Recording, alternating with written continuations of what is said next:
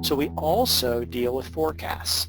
So the concept here is I could say for this time period, I'm forecasting to sell this amount of bottles and this amount of cans and this amount of kegs, or I could forecast a certain amount of bright beer, and I'll talk about bright beer in a minute.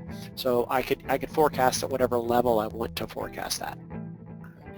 This forecast that you're looking at right now, the source of that can be a couple of different sources. One, a lot of breweries like to stay in Excel and manage their forecast in Excel, creating basically rows and columns, and from that be able to let's go to my forecast. There you go.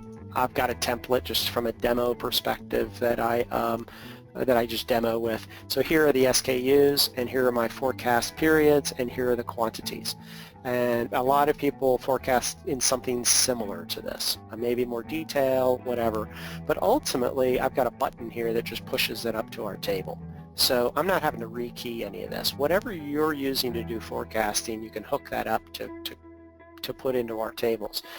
You could also use more sophisticated tools that are actually pretty affordable. I don't know if I had mentioned SKUBrain. That's one that we're working with now that actually will read sales order data directly from our system, forecast it out into the future for you, allow you to adjust the forecast in their system and push it into our system, kind of bypassing the Excel side of it.